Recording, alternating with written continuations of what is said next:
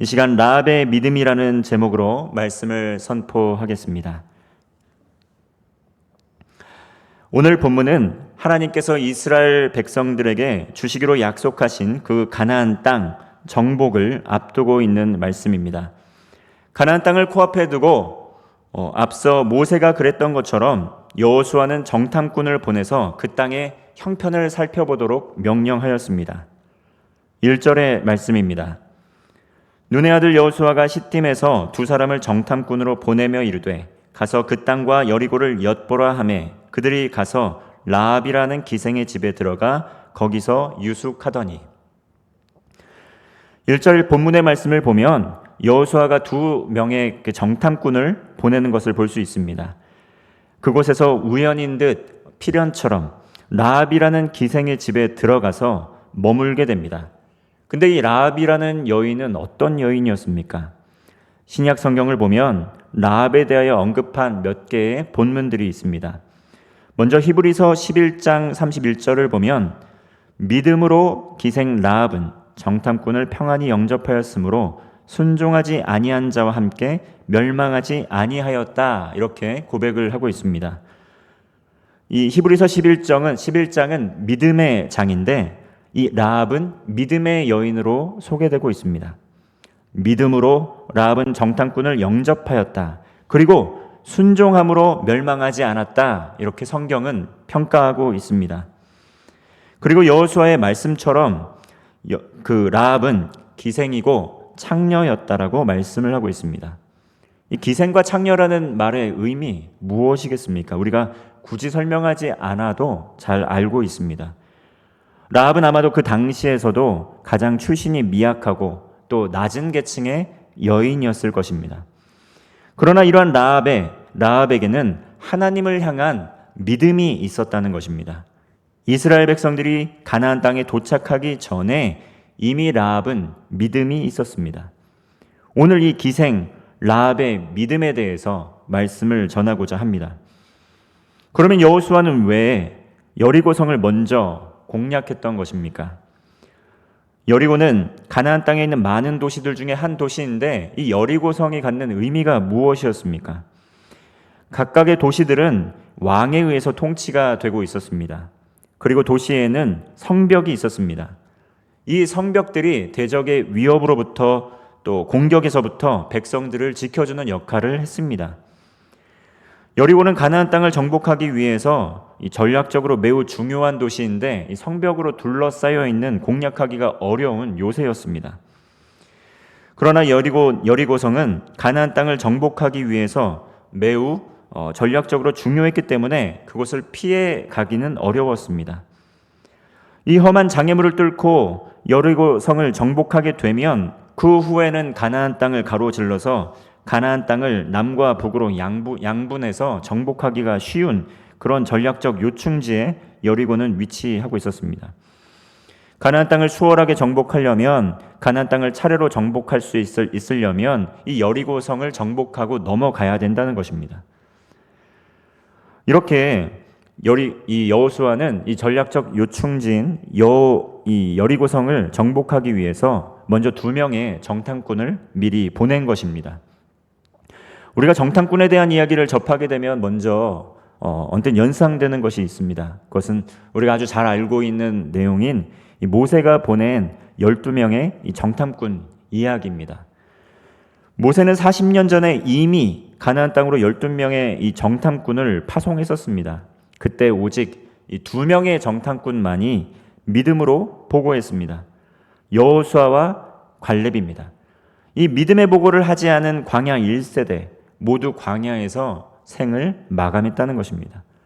이제 수십 년이 지나서 가나안 땅 정복을 앞두고 여호수아는 이 2명이라는 숫자를 통해서 여호수아와 갈렙을 연상케 하는 그 2명의 정탐꾼을 여리고로 보내고 있는 것입니다.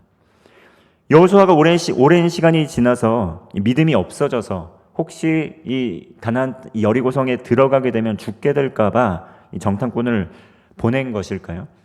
여호수아는 하나님께서 이 땅을 주실 것이라는 믿음과 확신이 있었습니다.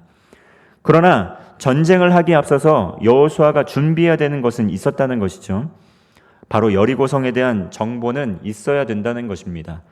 여호수아는 그저 하나님께서 모든 것을 다 해결해 주시겠지라는 것이 아니라 이 지도자로서 하나님께서 위탁하여 주신 그 권한을 가지고 자신이 해야 할 일들을 철저히 준비해야 했다는 것입니다. 여호수아는 그곳의 시민들이 어떻게 반응할지 알고 싶었고 또 정탐꾼을 보낸 것입니다. 여호수아는 하나님께서 가나안 땅을 주실 것인데 자신이 해야 할 노력을 게을리하지 않고 최선을 다하는 그러한 태도와 자세 갖고 있었다는 것입니다. 이렇게 충분한 정보를 수집하고 나서 적의 약점을 분석하고 또 전쟁의 승리를 위한 전략을 세울 수 있다는 것입니다. 그렇기 때문에 먼저 2명의 정탐꾼을 보낸 것입니다. 이것이 여호수아가 할 수 있는 최선의 노력이었습니다. 그런데 오늘 본문의 말씀을 보면 여호수아가 이렇게 2명의 정탐꾼을 보내고 최선의 노력을 기울이기 위해서 이렇게 정탐꾼을 보냈지만 문제가 곳곳에서 발생하게 되는 것을 볼 수가 있습니다. 예상하지 않았던 그러한 문제였다는 것입니다. 이 2명의 정탐꾼이 적에게 발각되지 않고 잘 들어가서 정탐을 하고 성공적으로 정탐을 끝내고 돌아와야 되는데 이 오늘 본문 말씀을 보면 그렇게 전개되지 않았다는 것을 우리는 알 수가 있습니다.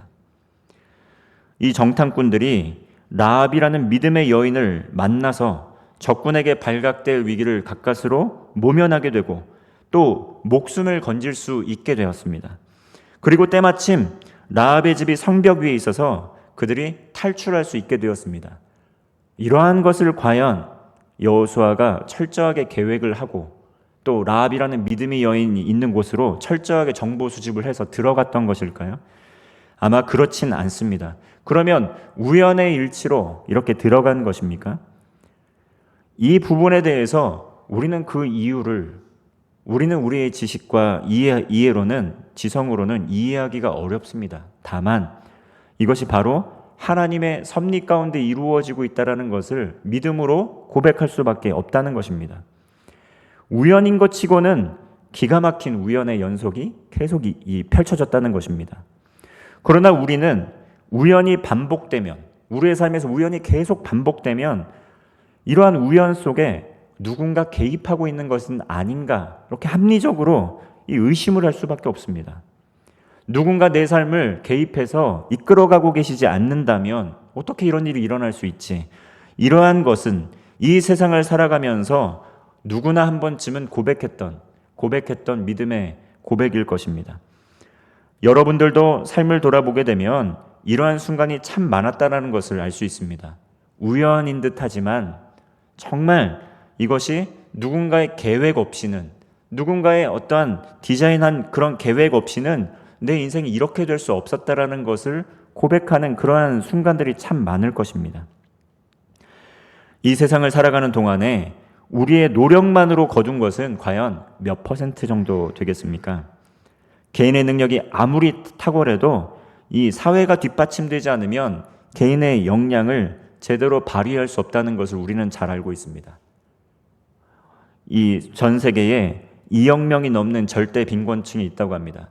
과연 그 사람들이 미개하기 때문에, 그 사람들의 지성, 그 지혜의 수준이 낮기 때문에, 정말 근본적으로 어떤 문제가 있기 때문에 하루 종일 죽도록 일을 해도 한 끼 밥을 먹을 수 없을 만큼 국민소득이 되지 않는 것일까요?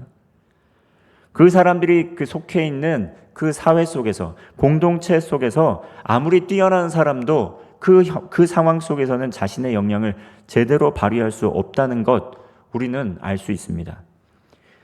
한 방송국에서 운인가 능력인가 라는 주제로 영상을 제작한 걸 본 적이 있습니다.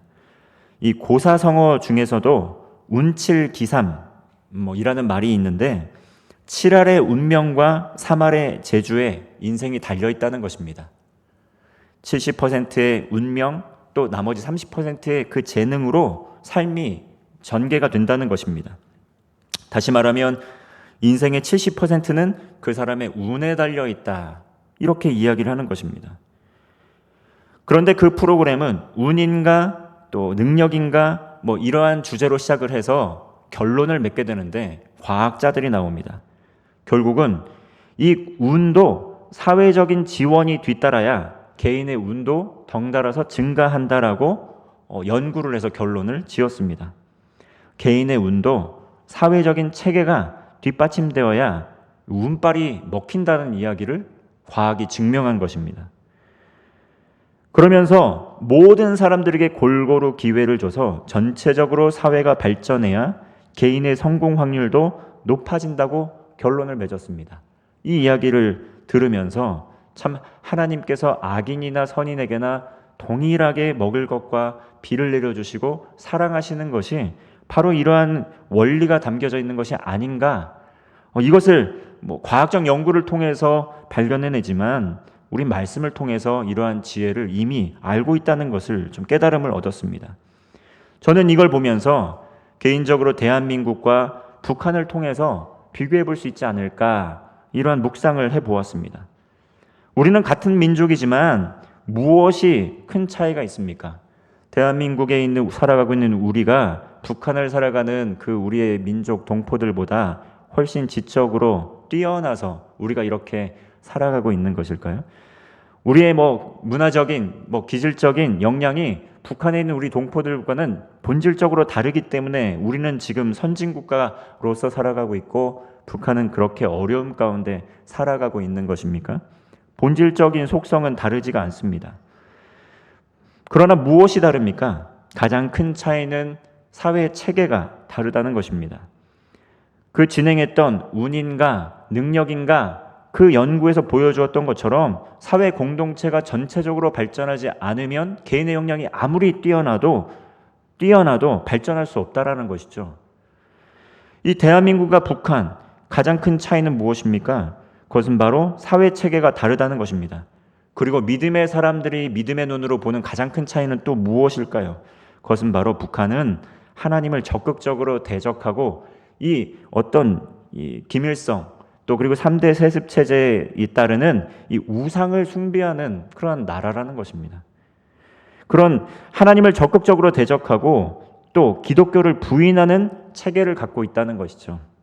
세상 사람들은 이 부분은 바로 보려고 하지 않고 있지만 우리 믿음의 사람들은 무엇이 가장 근본적인 차이를 갖고 있는지 볼 수 있다는 것입니다. 우리나라 대한민국은 하나님을 믿고 따르며 세계가 놀랄만한 큰 부흥을 이룬 국가가 되었습니다. 여기에 어떤 정치 지도자의 노력, 또 어떤 정치 지도자의 그런 기여 업적, 이것을 이야기하지만 그 이면에 하나님의 손길과 섭리와 하나님의 인도하심이 있다는 것을 우리는 분명히 기억해야 됩니다. 세계가 놀랄만한 한강의 기적을 일구어낸 이면에 어떠한 것이 역사하고 있는지, 어떠한 일들이 일어나고 있는지 우리는 기억해야 된다는 것입니다. 대한민국이 기독교 국가로서 놀라운 성장을 이룰 수 있었던 이유는 운칠기삼의 논리로 설명할 수 없다는 것입니다. 그러므로 우리는 우리의 기질 때문에, 우리의 학업 성취도 때문에, 우리의 능력 때문에 오늘날 여기까지 왔다라는 그렇게 자부하는 교만함을 버려야 한다는 것입니다. 이 배후에 하나님의 섭리가 있고 하나님의 은혜가 있다는 것을 기억해야 합니다. 왜냐하면 우리가 알진 못하지만 한번 한국 기독교 역사를 살펴보면 라합과 같은 믿음의 사람이 곳곳에 있었다는 것을 우리는 알 수가 있습니다. 우리가 성지순례를 가거나 또 이러한 선교사 열전이라던가 이러한 믿음의 우리의 선진들이 행했던 일들을 보면 눈물 없이는 볼 수 없고 눈물 없이는 들을 수 없는 참 하나님의 크신 섭리하심이 있었구나라는 것을 알 수가 있다는 것입니다.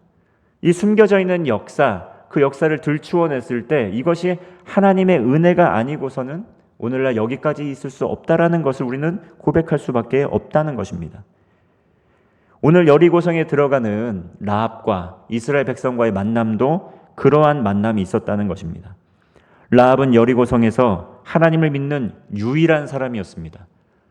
여호수아가 노력만으로 이 여리고성에서 하나님을 믿는 유일한 그 사람을 어떻게 찾아 들어가서 만날 수가 있겠습니까? 라합의 믿음으로 가나안 땅에 하나님 나라가 도래하게 되었고 라합의 믿음을 통해서 가나안 땅이 복음화된 것입니다. 한 사람의 믿음을 통해서 한 명의 순종하는 믿음의 사람을 통해서 복음화가 되었다는 것입니다. 하나님께서 구원 계획을 이루시기 위해서 그 믿음을 지닌 두 명의 정탐꾼을 믿음의 눈으로 그 땅에 들어가게 하시고 믿음의 사람을 붙여 주셔서 하나님 나라의 역사를 이루어 가신 것입니다. 이처럼 라합은 하나님의 놀라운 은혜로 귀하게 하나님께 쓰임을 받았습니다. 그런데 라합의 출신 앞서 밝히지 않습니까? 기생 라합. 도저히 하나님의 종이 될 수는 없을 것 같은 이 라합과 같은 사람을 사용하셔서 하나님께서 그 일을 행하셨다는 것입니다. 라합은 이스라엘 한 지파의 지도자였던 이후에 살몬과 결혼을 하게 됩니다. 그리고 살몬과 라합 사이에서 우리가 잘 알고 있는 보아스, 룻의 남편인 보아스가 태어납니다. 보아스와 룻은 결혼하여서 오벳을 낳고 또 오벳이 이새를 낳고 이새가 다윗을 낳게 되는 것입니다. 모두가 잘 알고 있듯이 이 다윗의 계보에서 예수 그리스도께서 탄생하셨다는 것입니다. 하나님께서는 지혜 있는 자들을 부끄럽게 하시려고 세상의 어리석은 사람들을 택하셨다는 것입니다. 하나님께서는 세상의 강한 사람들을 부끄럽게 하시려고 또한 세상의 연약한 이들을 택하셨다는 것을 기억해야 됩니다. 우리의 출신, 우리의 사회적인 백그라운드, 배경, 이러한 것들이 세상 사람들이 조롱할 만한 것이 될 수도 있고 또 세상 사람들에게 비웃음이 될 만한 것들도 있을 수 있습니다. 그러나 하나님의 관점에서 하나님의 시선으로 하나님의 눈으로 본다면, 믿음의 눈으로 본다면 그것은 우리가 부끄럽게 여기지 않아도 될 것이라는 것을 우리는 알아야 한다는 것입니다. 고린도전서 1장 27절에서 29절은 이렇게 말씀합니다. 그러나 하나님께서 세상에 미련한 것들을 택하사 지혜 있는 자들을 부끄럽게 하려 하시고 세상에 약한 것들을 택하사 강한 것들을 부끄럽게 하려 하시며 하나님께서 세상에 천한 것들과 멸시받는 것들과 없는 것들을 택하사 있는 것들을 폐하려 하시나니 이는 아무 육체도 하나님 앞에서 자랑하지 못하게 하려 하심이라. 나의 나된 것은 오직 하나님의 은혜라 고백할 수 있는 것은 나의 어떠함, 나의 능력으로 여기까지 온 것이 아니라 하나님께서 이끌어 오셨다는 하나님의 주권을 인정하는 그 믿음의 사람들에게 고백되는 것들입니다. 하나님 앞에 쓰임 받는데 필요한 것은 무엇입니까? 내가 역량을 갖추고 할 수 있는 대로 최선의 준비를 하고 역량을 갖추는 것 굉장히 중요합니다. 그러나 하나님 앞에서 진정으로 중요한 것은 뭐냐면 하나님의 말씀을 믿음으로 순종하는 것입니다. 나를 보십시오, 하나님. 나는 아무것도 할 수 없습니다. 나는 아무것도 아닙니다. 나는 부족합니다. 나의 출신, 나의 배경, 나의 삶, 나의 형편 한번 보십시오. 나는 형편없고 아무것도 할 수 없습니다. 이러한 고백이 아니라 라합과 같이 하나님께서 하시고자 한다면 나는 할 수 없지만 하나님께서 하실 수 있습니다. 나같이 미천한 사람을 사용하셔서 하나님의 구원 계획을 이루고자 하신다면 그렇다면 나를 사용하여 주옵소서. 하나님의 영광을 위해서 사용하여 주옵소서.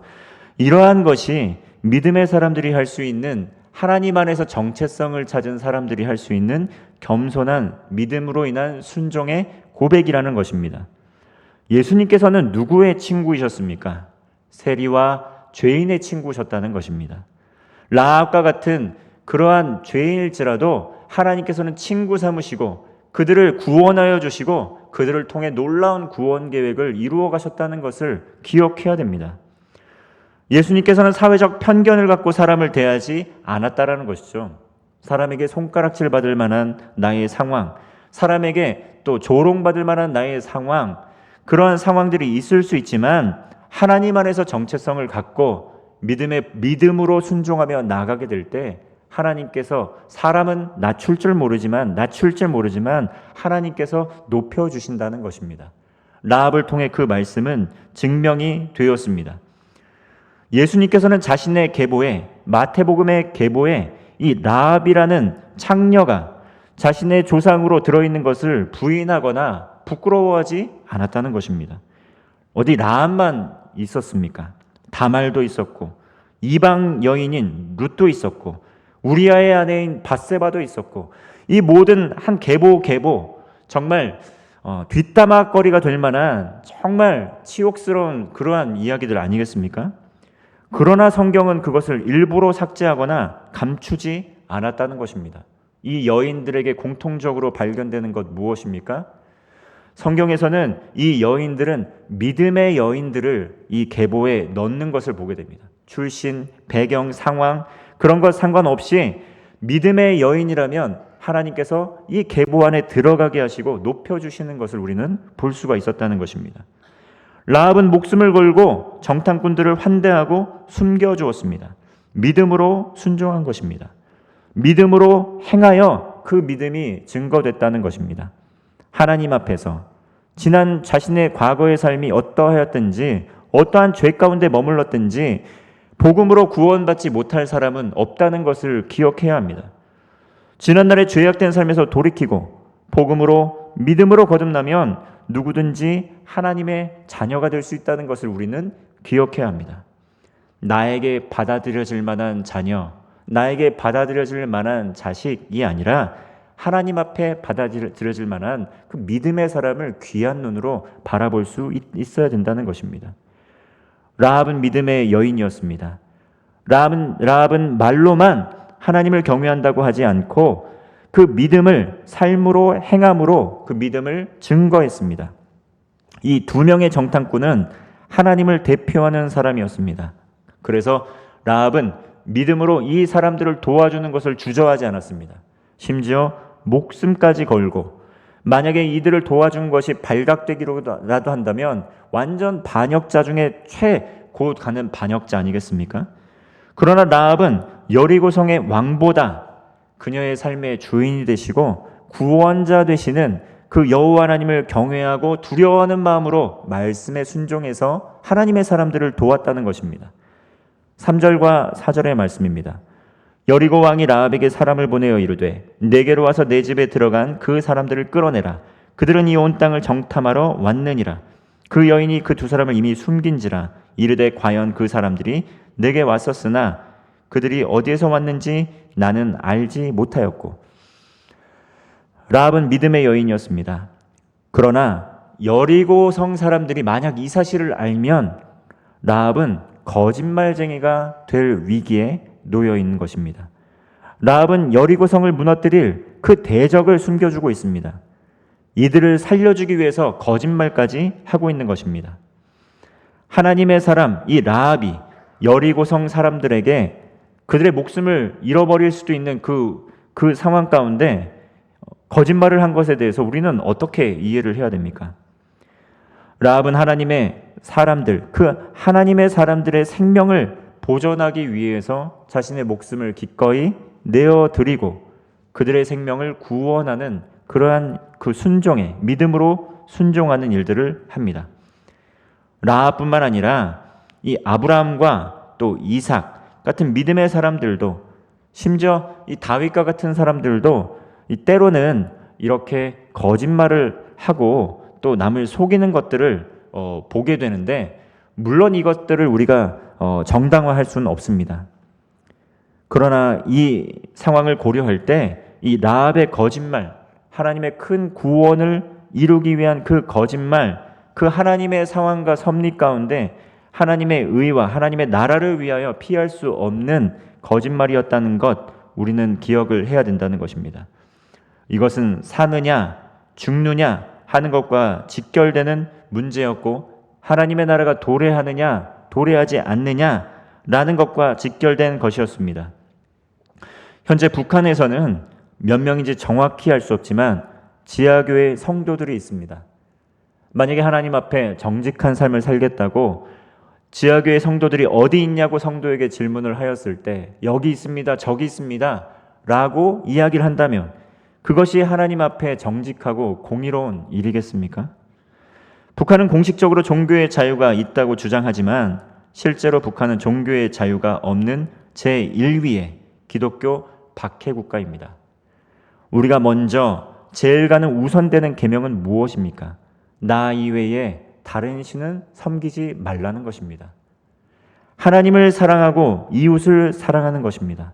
하나님을 사랑하는데 때로는 이러한 선의의 거짓말을 해야 될 때가 있을 때도 있습니다.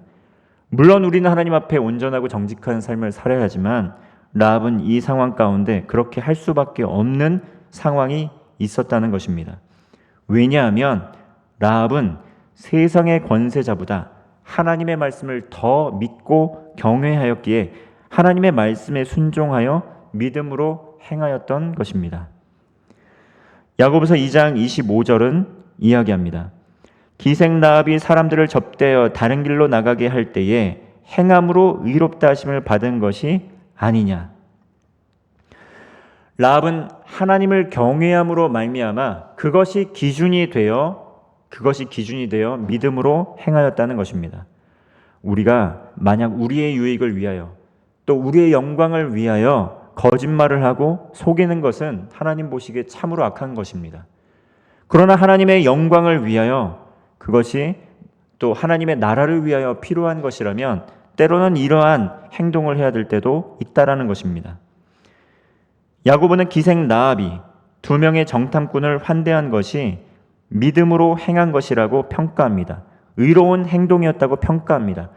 그러므로 우리의 눈과 우리의 시각, 우리의 기준으로 선하다, 의롭다를 판단하는 것이 아니라 하나님의 말씀의 기초에서 그것이 선한 것인지 의로운 것인지 판단할 수 있어야 된다는 것입니다. 코로나19가 창궐하였을 때 우리는 그렇게 하지 말라는 예배를 기어코 드리는 그리스도인들을 또 모욕하고 때로는 조롱하기도 했습니다. 왜 그렇게 예배 드리지 말라고 하는데 그렇게 몰래 예배를 드리느냐? 그리고 왜 그렇게 하지 말라고 하는데 그렇게 신앙을 지키려고 애를 쓰느냐? 어떻게 보면 이것이 국가의 반역을 하는 행동으로 비춰지기도 하고 또 국가의 정치 지도자에 순종하지 않는 모습으로 비춰져서 또 그런 부분들이 정말 비이성적이고 맹목적인 신앙인으로 비춰지기도 했다라는 것입니다. 그런데 그 마음의 중심을 우리가 헤아려야 되지 않겠습니까? 하나님이 우리의 삶에 가장 최우선순위가 되어주신다는 것. 때로는 나의 이 행동 때문에 내가 수치를 당하고 조롱을 당할지라도 하나님을 향한 이 사랑만큼은 내가 접지 않겠다고 그 마음과 열망을 가지고 예배의 자리로 부단히 나왔던 분들이 있었다는 것이죠. 정말 자신의 여러 가지 어려움과 불이익을 감내하면서도 그 예배의 자리를 지켰던 분들이 있었다는 것이죠. 우리는 하나님 앞에 우리의 믿음과 신앙을 철저하게 점검해 보아야 합니다. 이것이 하나님의 영광을 위한 것인가? 아니면 나의 안위를 지키기 위한 것인가? 그러한 것들을 하나님 앞에 한번 드러내 보아야 한다는 것입니다. 9절의 말씀입니다. 말하되 여호와께서 이 땅을 너에게 주신 줄을 내가 아노라. 우리가 너희를 심히 두려워하고 이 땅 주민들이 다 너희 앞에서 간담이 녹나니. 라합은 분명한 신앙의 대상이 누구인지 기억하고 있었습니다. 일부 사람들은 믿음에 대한 믿음을 갖고 있습니다. 내가 가지고 있는 그 믿음이 어떠한 대상을 믿는 것인지 잘 모르지만 그 믿음에 대한 자신의 믿음에 대한 그 믿음을 갖고 있는 분들이 있습니다. 이 무신론자들도 이 세상에 신이 없다라는 믿음을 믿고 살아가는 것입니다. 그리고 예수님께서 구원자가 안 되신다고 믿는 사람들도 그 믿음을 갖고 살아가는 것입니다. 그 어떠한 믿음을 갖고 다들 살아가고 있습니다. 때로는 어떤 사람들은 그냥 내가 만든 어떤 하나님을 믿기만 하면 내가 원하는 놀랍고 위대한 일들이 일어날 수 있겠다라고 이렇게 생각하기도 합니다. 그리고 때로는 믿음의 대상이 잘못된 경우에는 잘못된 믿음으로 잘못된 열매를 맺기도 합니다. 라합은 성경이 증거하는 하나님을 향한 참된 믿음으로 순종을 했습니다. 라합은 하나님께서 행하신 일들을 믿는 믿음으로 순종을 했다는 것입니다. 라합은 10절의 말씀에서 하나님께서 어떠한 일을 하셨는지 소식으로 잘 들었습니다. 홍해에서 기적을 행하신 하나님, 많은 수많은 대적들을 이기신 전능하신 하나님, 그 소식을 익히 알고 있었고 그 일을 행하실 그 하나님을 믿고 따랐던 것입니다. 그러나 이 믿음, 이 말씀에 기초하지 않고 어떤 사사로운 이익과 유익을 이루기 위해서 정말 사람들을 미혹하는 그러한 이단 종교 단체들이 있습니다. 성경의 올바른 말씀에 기초하지 않고 잘못된 대상을 믿게 하려고 속이는 이들이 있다는 것이죠. 정말 성경의 말씀에, 올바른 성경의 말씀에 기초하지 않고 짜집기식으로 보고 싶은 것만 보고 듣고 싶은 것만 듣도록 세뇌를 시켜서 잘못된 믿음으로 행동하게 하는 이단 세력이 있습니다. 그래서 공동체에 침투해서 거짓말을 하면서 라합과 같은 이러한 사람들도 속임으로 하나님을 온전하게 믿도록 인도하지 않았느냐, 그러면서 잘못된 대상에게 인도하고 교회 안에서 거짓말을 하고 교회 공동체를 깨뜨리는 이단 세력이 있습니다. 이러한 것은 분명하게 다르다는 것이죠. 왜냐하면 지향하는 대상이 다르기 때문입니다. 근거도 다르다는 것이죠. 같은 속임수와 거짓말일지라도 하나님을 경외하는 근거의 말씀을 가지고 하는 것과 다른 대상을 향해 이끌어가려는 거짓말은 근본적으로 다르다는 것을 우리는 기억해야 됩니다. 속지 말아야 된다는 것입니다. 생명을 얻는 믿음은 헛된 것, 근거 없는 것을 사실이라고 이렇게 이야기하지만 그것은 아닙니다. 우리가 간절히 원하는 것, 하나님께서 들어주실 것 같다는 이 확신을 가지고 살아가는 것도 아닙니다. 참된 신앙은 하나님의 말씀을 기초로 합니다. 마태복음 4장 5절과 7절을 보면 마귀가 예수님을 성전 꼭대기에 세우고 만일 하나님의 아들이라면 뛰어내려 보라고 도전을 합니다. 만약 그렇게 하면 다치지 않고 하나님께서 살려주실 것이라고 시험을 합니다. 정말 사경회에서도 이 말씀을 가지고 이 강사 목사님께서 말씀을 하셨는데 정말 놀라운 깨달음을 주셨습니다. 오늘 이 땅을 살아가는 우리 그리스도인들, 정말 어떠한 형편에 있든지 어떠한 삶의 자리에 있든지 우리가 하나님의 아들이라는 사실만큼은 변함이 없습니다. 우리가 고난을 당할 때에도 하나님의 자녀이고, 또 믿음으로 순종하다가 비록 목숨을 잃게 될 때에도 우리가 하나님의 자녀라는 사실만큼은 변함이 없다라는 것입니다. 만약에 하나님의 말씀 없이 우리를 시험하는 그 말을 듣고 그냥 하나님의 말씀 없이 무작정 하나님 들어주옵소서 하고 예수님이 뛰어내리셨다면 어떻게 하겠습니까? 마귀의 시험에 넘어가는 것 아니겠습니까? 노아는 아직 보지 못한 것에 대한 하나님의 경고의 말씀을 듣고 믿음으로 행동했습니다. 하나님을 경외함으로 믿음으로 하나님의 말씀에 순종해서 방주를 준비했습니다. 라합도 맹목적인 신앙이 아니라 라합도 가나안 땅에 진격하면서 오는 이스라엘 백성들에 대한 소문을 들었고 이 상천하지의 하나님, 그 하나님에 대한 말씀을 듣고 믿었다는 것입니다. 로마서 10장 17절은 말씀합니다. 그러므로 믿음은 들음에서 나며 들음은 그리스도의 말씀으로 말미암느니라.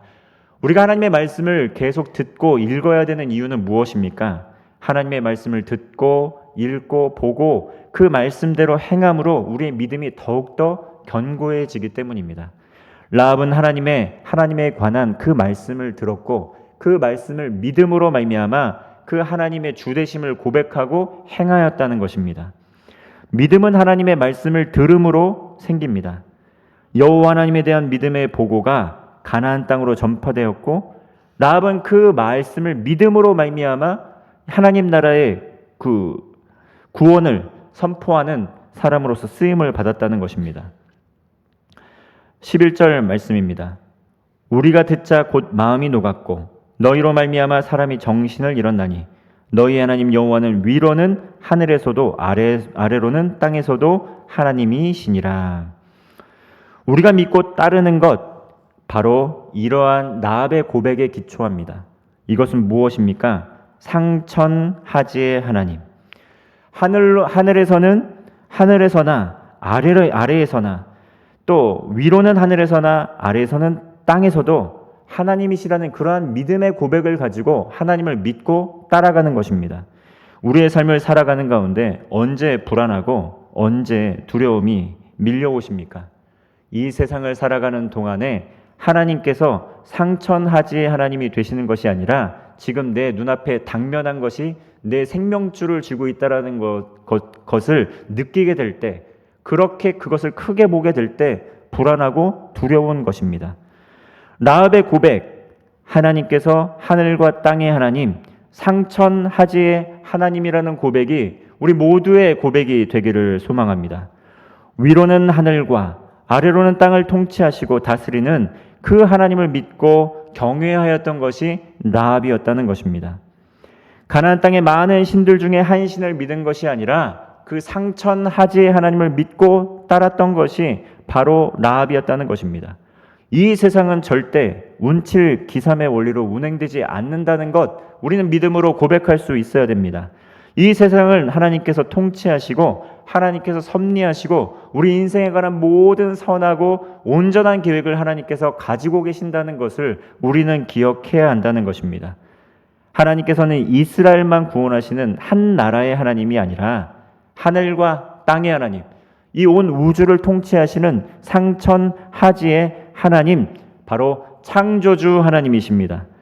우리가 하나님의 자녀라는 그 우리의 확신, 그것은 우리의 맹목적인 신앙에 근거하는 것이 아니라 이 상천하지 하나님께서 말씀하신 그 성경의 말씀에 기초하고 있는 것입니다. 그리고 그 말씀은 이미 우리 안에서 역사하시는 성령의 내주하심을 통해서 이미 우리의 삶에 펼쳐지고 있다는 것입니다. 구원의 확신은 단순히 성경에 기초하거나 우리의 마음에 느끼는 확신에 기초한 것으로 끝나는 것이 아니라 구원의 확신은 그렇게 그 말씀을 믿는 우리의 믿음, 그리고 그 믿음을 통한 우리의 행함을 통해서 증명이 됩니다. 믿음은 반드시 행함이라는 열매가 뒤따르게 된다는 것입니다. 그러므로 우리가 살아가는 삶의 방식도 굉장히 중요하다는 것입니다. 남녀가 사랑해서 한 가정을 이룰 때 그저 결혼만을 목적으로 해서 결혼하는 분 아마 없을 것입니다. 만약에 그런 분이 있다면 우리는 그런 결혼을 정략 결혼이라고 합니다. 그리고 때로는 위장 결혼이라고 하기도 합니다. 어떠한 목적을 달성하기 위한 결혼이라는 것이죠. 그런데 일반적으로 정상적인 결혼은 그렇지 않습니다. 마찬가지로 만약에 우리가 예수님을 구주로 영접하고 구원을 받았는데 그 이후에 하나님 나라에 대한 열망도 없고 또 삶의 변화가 없다면 진정으로 거듭나서 구원을 받은 것인지 의심해 보아야 됩니다. 예수님을 믿는 것이 마치 결혼해서 정략 결혼이나 위장 결혼은 아닌지 한번 고민해 보아야 한다는 것입니다. 그러나 그 구원일지라도 하나님께서 그 구원의 실마리를 통해서 우리의 삶의 변화와 역사를 이끌어 가신다는 것 우리는 한번 기억해야 된다는 것입니다. 구원받았다고 믿지만 열매가 없을 때 하나님을 주인으로 삼는 자신이 무엇을 해야 되고 어떻게 살아야 하는지 삶을 면밀하게 점검해 보아야 합니다. 우리는 호세아서를 보게 될 때 타락한, 배역한, 간음한 이스라엘과 하나님 사이의 관계를 통해서 한번 살펴볼 수 있다는 것입니다.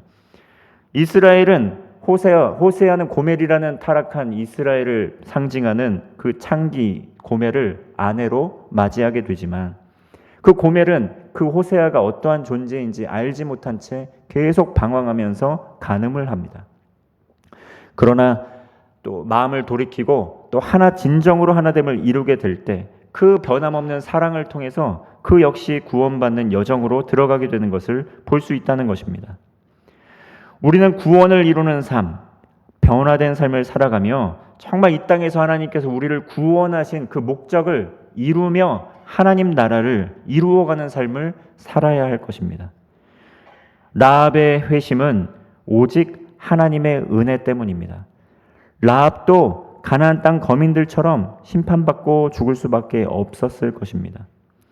그러나 라합은 자격 조건으로만 보면 절대 구원받을 수 없는 여인이었지만 이 땅에서 가장 천박하고 연약한 사람이었지만 그러한 라합을 통해서 하나님께서 은혜와 자비를 허락하여 주셔서 진심으로 회개하고 진심으로 하나님을 따르며 구원을 받는 은혜를 라합에게 허락하여 주셨습니다. 이처럼 진심으로 회개하고 진심으로 주님을 구원자와 주인으로 믿고 따르게 될 때 하나님 앞에 구원받지 못할 죄인은 없습니다. 죄와 허물로 죽을 수밖에 없는 라합은 하나님의 은혜로 믿음으로 구원을 받았습니다. 하나님께서는 어떤 하나님이십니까? 상천하지의 하나님이십니다. 우리의 삶도 우리의 죽음도 고난도 때로는 축복도 다 하나님의 주권 안에 있음을 우리는 고백하게 됩니다. 모든 삶의 현장에서 하나님의 주권을 인정하면서 어떠한 상황 중에도 하나님 나라를 향한 그 믿음으로 구원받고 담대히 하나님 나라를 이루는 라합과 같은 믿음의 사람이 되시기를 바랍니다. 기도하겠습니다.